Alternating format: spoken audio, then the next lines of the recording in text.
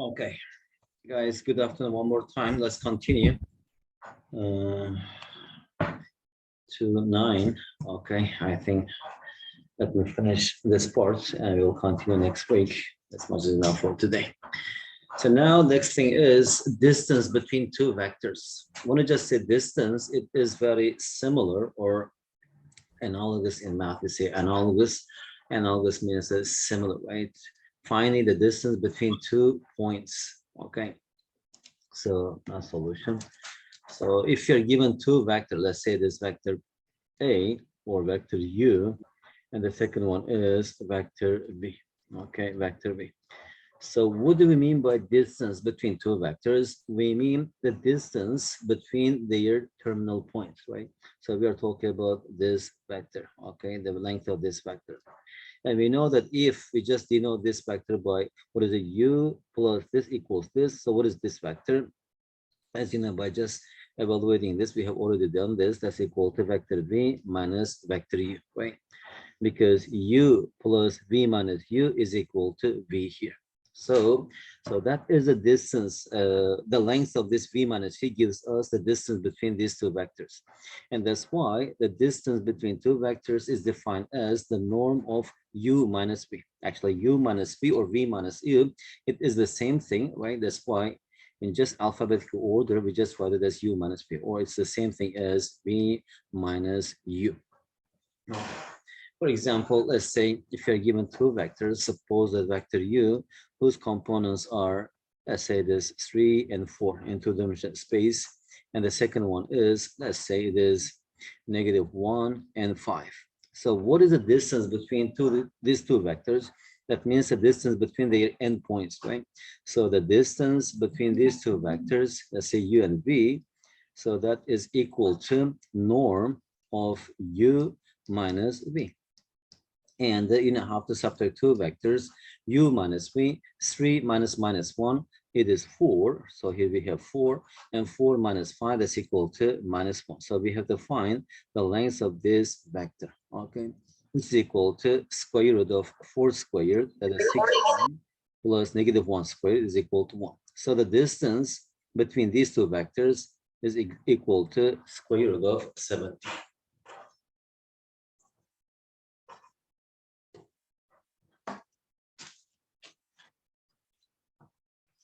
Another example, find the distance between the vectors V and U if vector V's components are -1 to the square root of 11 and vector U.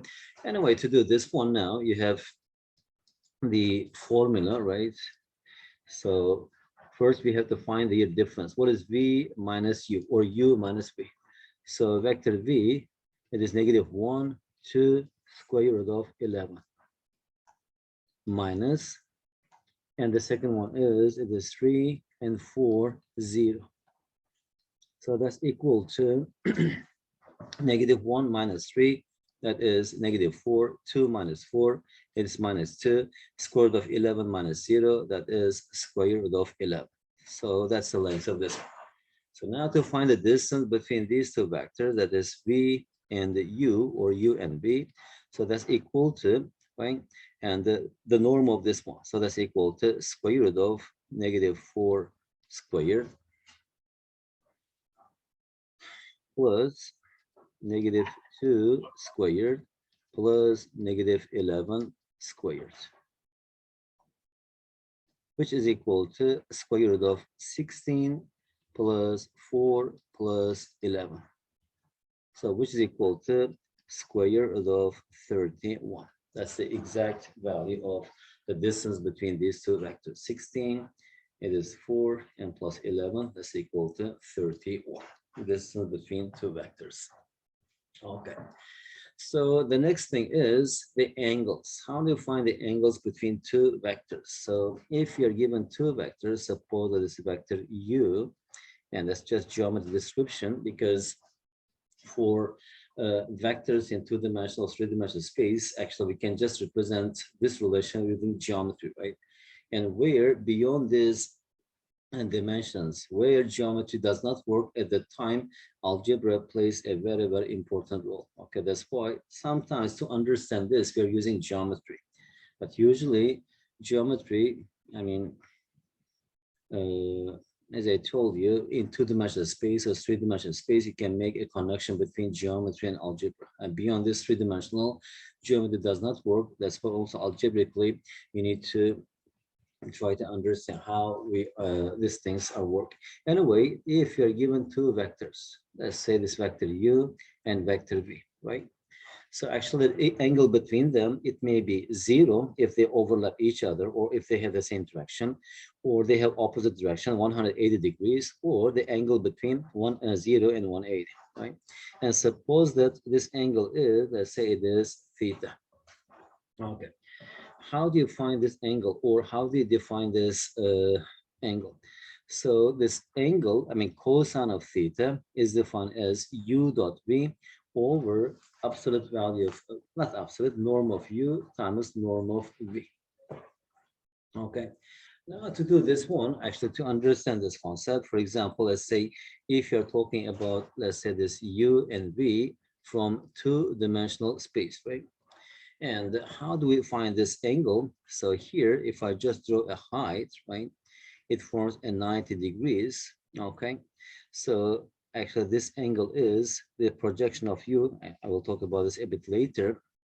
So what is cosine of u? Cosine of u is this opposite, actually adjacent side over u, right? From here, actually, if I just label this, okay, it has the same direction with vector v. So this thing, I can just write it as c times vector v. Okay. So then what is cosine of theta? Cosine of theta is equal to adjacent side over hypotenuse. So that is absolute, I mean, the norm of CV, c times vector v over and the norm of vector u. Okay. So now from here, what is c? Right? Actually, you can just write this absolute value of c times norm of v over, and here we have norm of u. Okay. So now if I just multiply numerator and denominator by v, okay, what we have here? So this will be equal to absolute value of c, and here we have norm of v times norm of v. In the denominator, we have norm of u times norm of v. Okay. So now actually v dot v, right? And what is, we have to find the c. Okay.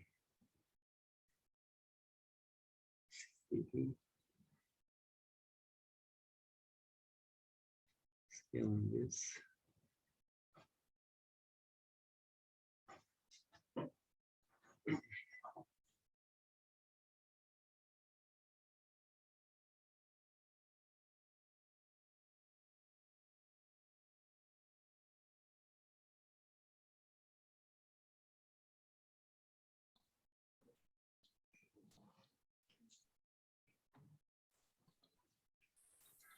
I make a mistake here where, or following. So still we have to use the projection of u onto v, but we didn't learn it yet. We're going to go in the next step. How about if I use uv, u minus v cosine of theta? Okay, as I'm going to use this method, we are going to learn a bit later. That's why we didn't learn it yet. So I'm not going to use this one. I'll just going to use different, but just keep this in mind. I'm going to use this a bit later, okay? Because we didn't learn the projection of one vector onto another vector yet. That is our next topic, okay? So instead, I'm just going to use the cosine rule. As you remember, we have studied cosine rule in calculus. So now if it is uv, if I just join the endpoints, right, and form this vector, and we know that this vector will be u plus what is v? It is v minus u, right? So it forms a triangle. So using the triangle rule, here we have v minus u, their length, right? Their length squared is equal to, here we have length of u squared plus length of v squared minus 2 times length of u and length of V times cosine of theta. Okay, that is just a cosine rule from, what is it? The calculus or from high school that you studied. Now, if you just expand the left-hand side, but instead of this double vertical line, I'm just going to use one, okay, for simplicity. If we have to use absolute value, at that time, I will use this double. So here we have length of V squared minus 2 times U dot V, okay, plus, and this one is length of U squared. On the right-hand side, length of U squared plus length of V squared minus 2 times length of U and length of V cosine of theta. Now this V squared, they cancel each other. U squared, they cancel each other. And also negative 2, they cancel each other. What we have here is U dot V is equal to norm of U times norm of V. And here we have cosine of theta. Now from here we can get cosine of theta, right? Cosine of theta is equal to U dot V over norm of U dot norm of V. Okay, so that's how we find the angle. Of course, now from here we need to find angle theta. What is angle theta? Angle theta is cosine inverse of U dot V over and the length of U and length of V.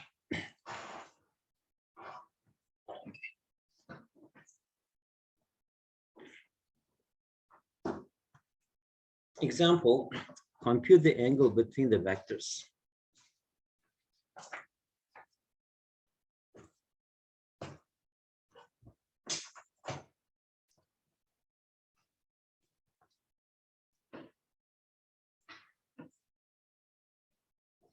All right, so to compute the angle between angles, first we have to evaluate two things, right? Number one is U dot V. So what is U dot V? U is 317, and dot, and V. What is V? Negative 1, 2, 3. Negative 1, 2, 3 is equal to 3 times negative 1, negative 3. 1 times 2, it is 2. 7 times 3, 21, which is equal to negative 1. That's equal to 20. The second thing is we have to find the norms. A norm of U is equal to square root of, let me just write immediately the square, 3 squared, 9, 1 squared, 1, 7 squared, 49. So that's equal to 59.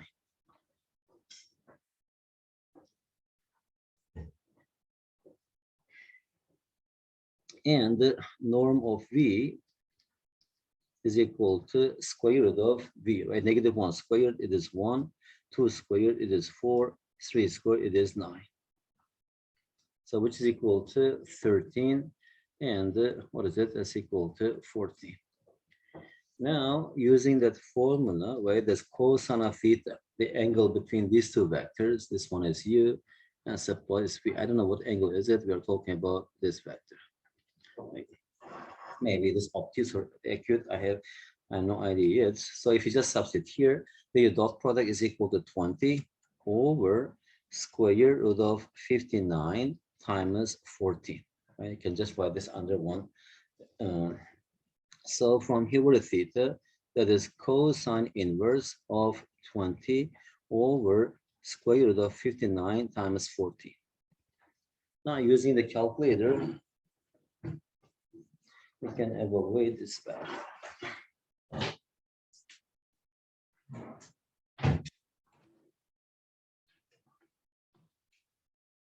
Okay. Just get my calculator.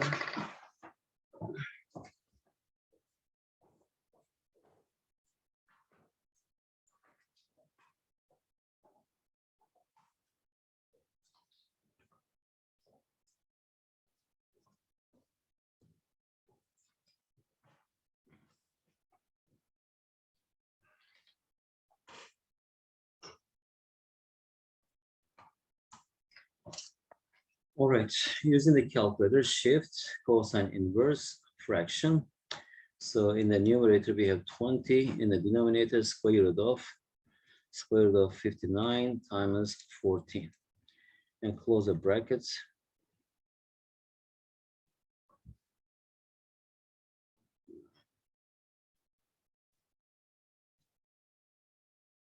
Okay, 59 times 14.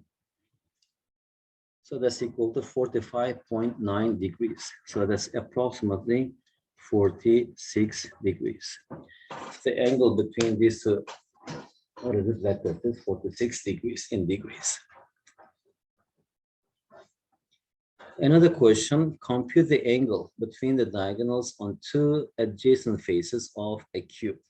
Okay, so how do you do that?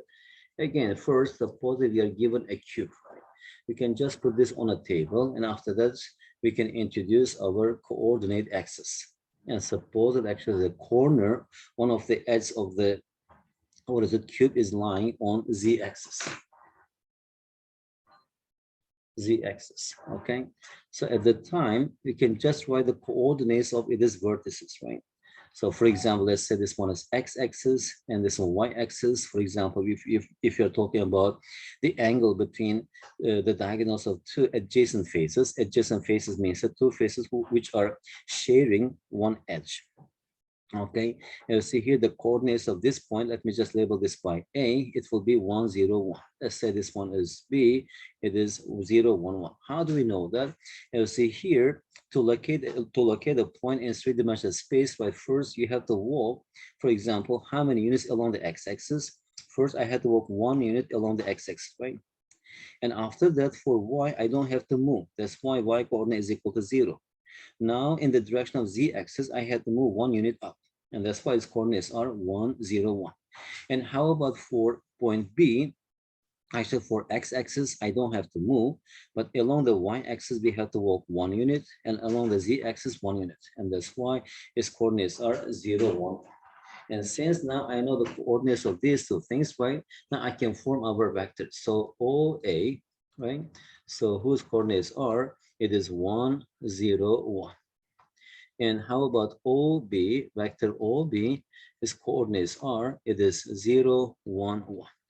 So now we have to find the angle between these two things. So what is the dot product of these two vectors, OA dot OB? Okay, so that is 1 times 0, 1 times 0, plus 0 times 1, plus 1 times 1, that's equal to 1. And how about the length of OA? Length of OA is equal to square root of 1 plus 0 plus 1. So that's equal to square root of 2. And how about the length of OB? That's equal to 0 plus 1 plus 1. So that's equal to square root of 2. Now we can actually talk about the angle between them. Let's say it's cosine of theta. So U dot V, that's equal to 1 over the length of OA, square root of 2, the length of OB, square root of 2, which is equal to 1 over 2. So we know that actually cosine of what angle is 1 over 2? It is 60 degrees, right? Cosine of 60 is equal to 1 over 2.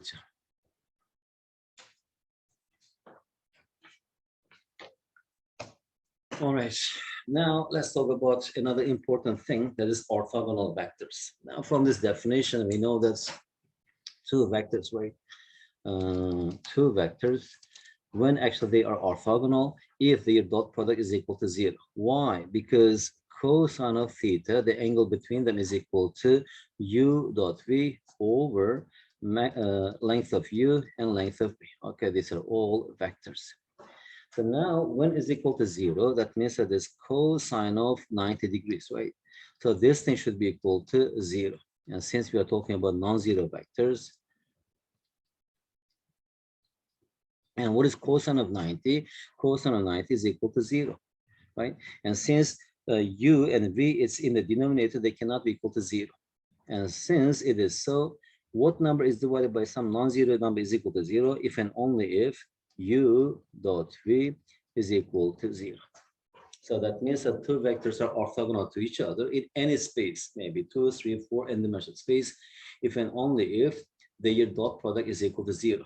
Or, and also converse is true. If the dot product of two vectors is equal to 0, that means that they are orthogonal to each other. Orthogonal means that they are perpendicular to each other. Example 1.23 show that the vectors u and v are orthogonal vectors. What does it mean? It means that to show this one, we have to show that their dot product is equal to 0. So their dot product u dot v is equal to, let me just write them as column vectors, 1, 1, -2, and the times dot product, actually dot, it is 3, 1, 2. And 1 times 3, it is 3, plus 1 times 1, it is 1, -2 times 2, that's equal to -4. So their sum is equal to 0. And since they are, their dot product is equal to 0, then this vector u must be orthogonal to vector v.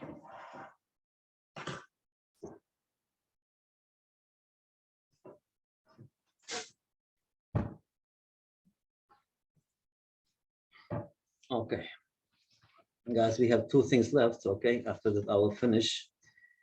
Also, I don't know, I'm not feeling well for some unknown reason. Maybe I taught a lot today.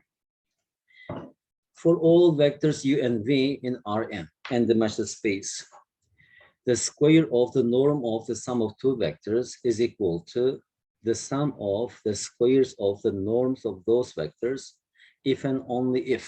This if and only if, you are familiar with this, right? That means that it has two-way implication, okay? And also sometimes we can just write it as I, F, F. And if, how do you read this? It is if and only if. If u and v are orthogonal, okay? So what does it mean? If you're talking about two statements, right? A is true if and only if B is true. That means that if A is true, B must be true. If B is true, A must be true. Okay, so that means it has two-way implication. So using this, now we have to show that this implication. So that means that suppose that this A is true, this one is true. If it is true, that I have to show that U and V are orthogonal. So by, again, I'm just going to use only one vertical line, okay? So what is that? If you remember, this equal to u squared plus 2 times u dot v plus v squared, right? And we are saying that this equal to this, u squared plus v squared, right? So since it is so, which means that this one should be equal to 0. And this is equal to 0 means that it's orthogonal to each other. And also this implication is, if it is orthogonal to each other, and from back to actually what is it, from backward direction, and also you will obtain this expression u plus v squared will be equal to this. Anyway, it's not so hard to understand. Let's talk about this, one of the most important concepts here, okay? And I will finish today's class. That much is enough, I think, for today. These projections, we are going to see this concept or hear this word projection a lot, all right? Maybe almost in every chapter. If we even talk about vectors, you're going to hear this. And actually chapter 5 is all about projections. So it says that if u and v are vectors in Rn and u is not equal to, is not a zero vector, then the projection of v onto u is the vector.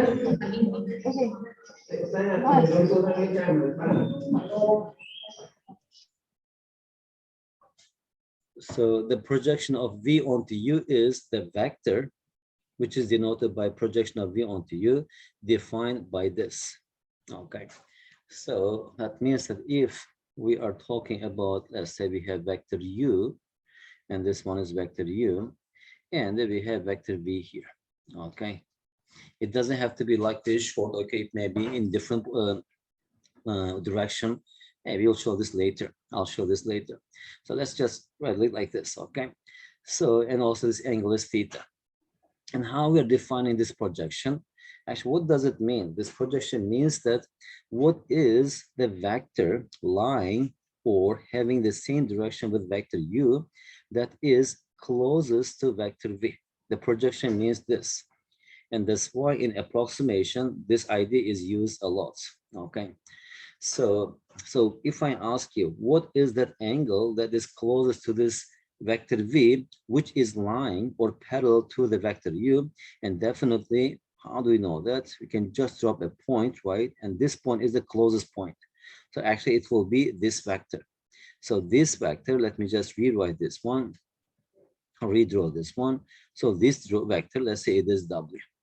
So how we are defining this w? Actually, this thing, that's our w. Okay, actually, this w vector is this. So we are just defining this w as the projection of vector v onto vector u. Now, on the right-hand side, there is a way to evaluate this one. It's saying that that's equal to u dot v over u dot u. Why is it so? Again, actually, if this one is w, all right, if this one is w, and if this angle is theta, right? So what will be this angle? Actually, this vector, let's say this vector, right? So this vector will be v plus what actually thing is equal to this? It is v minus w. Okay. All right, actually, I don't need this one. First, since it is this w, okay, let me just express this w in terms of u. Right? Because from here, right, from here, by using the cosine, should I use cosine? Okay, cosine theta.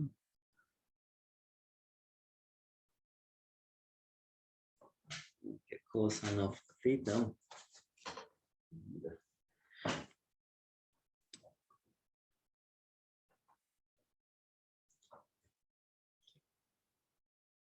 Projection of W. Okay, we have to find W. C times U.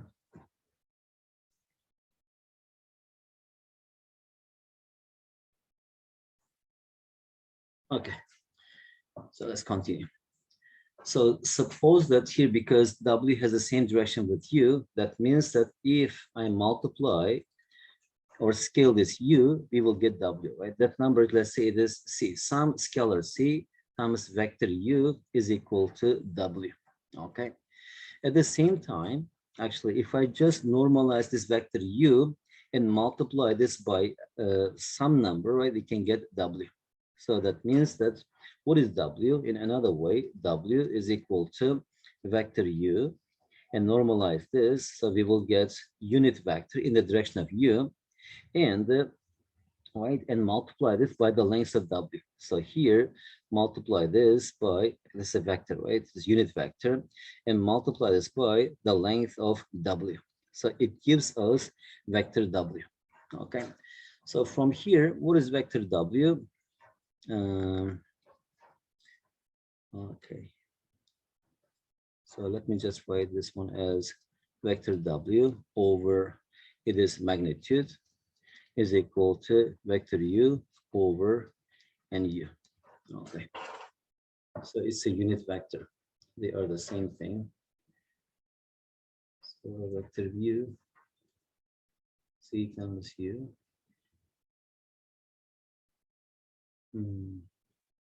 Okay, let me just keep this like here.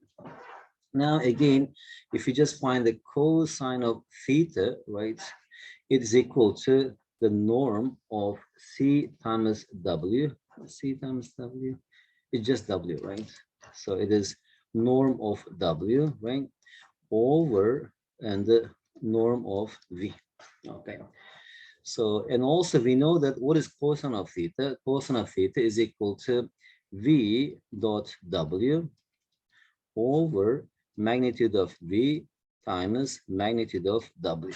Okay.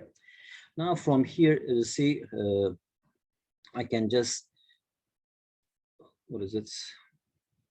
Okay. So we have to, this V, they cancel each other. Okay, we cancel each other. And what I'm trying to find here is I need to find W. Okay. So multiple with W.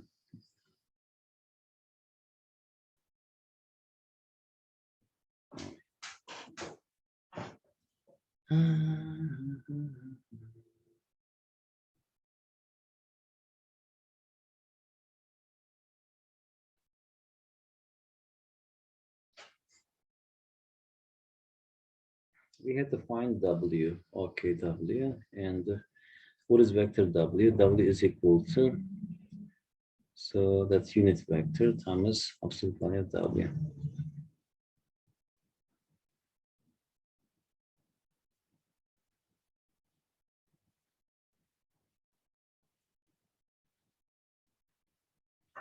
Okay, good. Now let's continue. So now W, right? I'm talking about this vector is equal to U over magnitude of U times this one, right? Now from here, this thing is equal to this thing. So if you just write here, V dot W over magnitude of W.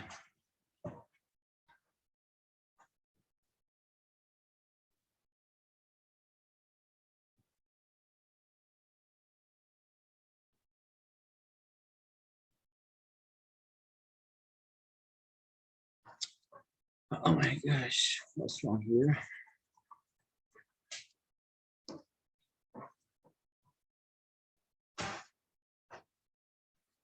Anyway, I'm a bit confused here.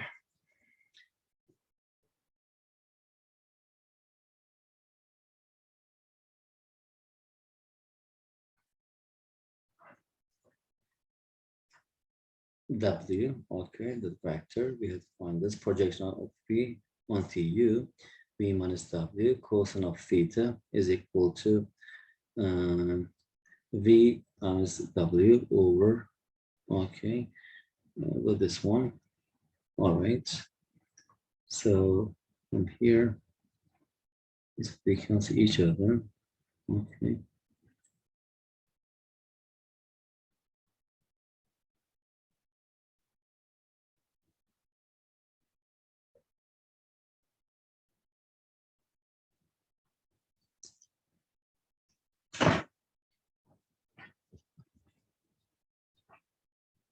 So this W is equal to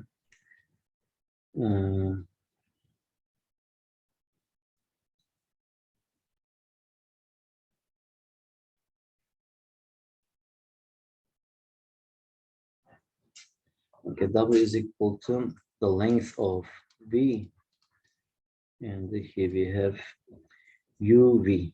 Where is UV? Okay, this cosine of theta. All right, cosine of theta, not like this. I think, so I can just write it as U dot V over magnitude of U dot magnitude of V. Okay, so also actually another way is it is V dot W over it is V dot W. All right, from here, then this V W is equal to U dot V over absolute value of U, absolute value of V, that is our cosine of alpha, right? And it's just a unit vector. Unit vector is U over absolute value of U. Because this cosine of theta is equal to the length of W over the length of V, right? So what is the length of W? The length of W is equal to the whole thing, this one, UV over this cosine of theta. So now from here, that's equal to this V, they cancel each other, and this UU, okay, and vector U. So this is just not dot product, it's just multiplication, because this UV over U, that's just a scalar number. So at the time we'll have here U dot V over, and norm of U, okay, that is U dot U. And here we have one more vector here. So that's all the scalar vector U. Anyway, guys, maybe we'll talk about it one more time in the class if it is not clear. But simply, if you're talking about the projection of V onto U, that means that the vector which is closest to V lying in the on the vector U, that is evaluated using this, right? U dot V over U dot U times vector U. So this U dot V over U dot U is just a scalar number. It's a real number. Let's see one example, and I will finish the class. Let's see the last B. So what is the projection of V onto U? To do this one, the projection of, let's say this B, projection of V onto U is U dot V over U dot U, and it must be parallel to vector U, right? That's why here we have vector U. And what is U dot V? U dot V is equal to -1 times 3, -3, and 2 times 1 plus 2, 3 times 7, it is 21 over, and the U dot U, that's the length of U squared, right? So that's equal to 3 squared plus 1 squared plus 7 squared. Time is just a number. Now here we have vector U. It is 3, 1, and 7, which is equal to -3 plus 2, -1 and 20. So here we have 20 over 9, 10. It is 59. So 59 times vector 3, 1, 7. Okay.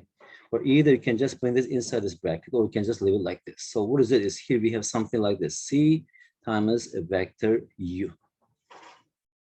Okay. Anyway, guys, thank you very much. That much is enough.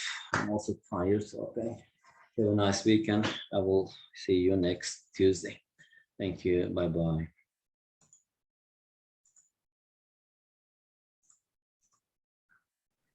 Sir. Bye, sir. Bye-bye. Thank you.